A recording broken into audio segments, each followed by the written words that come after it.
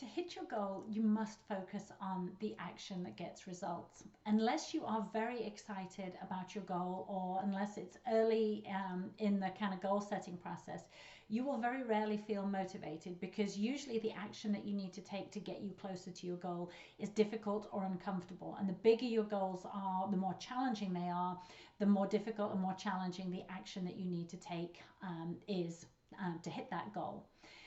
So you must create that feeling of motivation. How do you create motivation? Believe it or not, it is by the thoughts that you think. So how do you think great thoughts that will motivate you to take action? It is by using something that I call the think, feel, act cycle. And this is what it looks like. So circumstances are the things that happen in the world, and they're always neutral. You have a job, you have a husband, you have a wife, you have kids, you have a job, you have a house. All of those things are just neutral circumstances until you have a thought about that house, that job, that spouse, those kids. And that thought can either be positive or negative.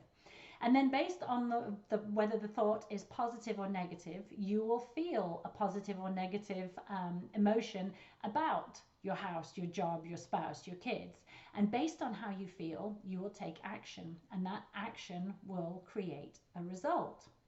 So to give you a good example that's very appropriate given our COVID situation right now, the example of a circumstance which is completely neutral is that your kids are homeschooling because of COVID, or at least mine are. Some of you have been in this most of you have been in this situation if you have kids.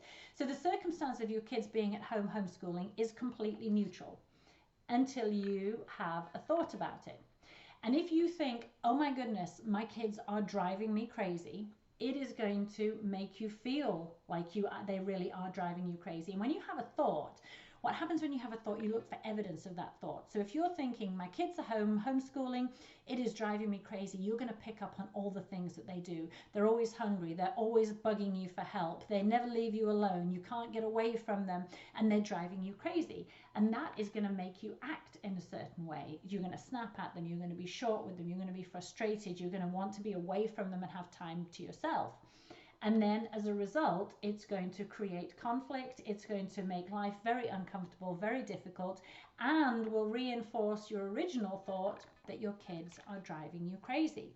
Now, I hope this never happens, but if, for example, one day when your kids are driving you crazy, you hear about someone's child getting sick or getting injured, suddenly your thought changes. So instead of thinking my kids are driving me crazy, you'll suddenly feel so grateful that your kids aren't sick, they aren't injured. You'll be grateful, you'll feel grateful that they can run and jump and climb all over your furniture, and that they're bugging you because they're not sick or injured. And the result is that you'll act a different way. You'll feel loving towards them, you'll hug them, you'll look after them, you'll want to spend time with them because of your feeling of gratefulness. And the result is that life with your kids at home during lockdown will be not necessarily fun, but it'll certainly be better than when you had that original thought that your kids were driving you crazy.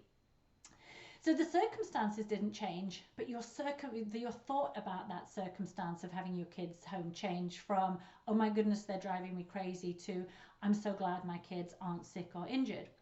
Well, imagine if you could change your result every single time when something bad happened just by changing your thought. You can.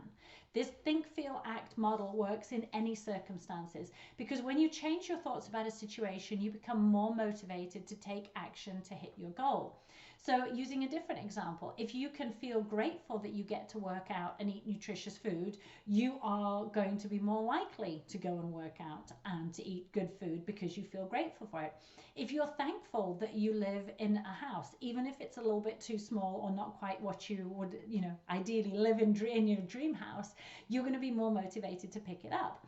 If you appreciate having the job that you have, even if it's not your dream job, even if you don't particularly enjoy what you do, you'll go to work and you'll give it a lot more focus, a lot more attention, and the result is that you'll probably be appreciated more. You may even get a pay raise or a promotion.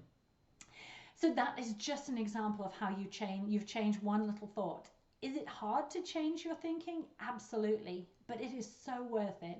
So whenever you find yourself thinking something negative, flip it and try and find the positive.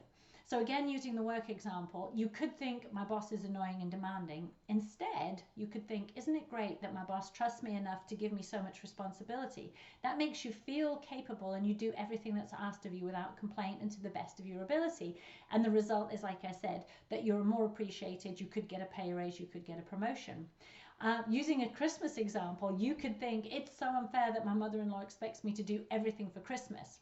The flip side to that, looking at the positive, is you could think, isn't it great that she sees me as so capable and trusts me to get everything done? So you feel accomplished and you make Christmas extra special, and the result is that everyone has a great time.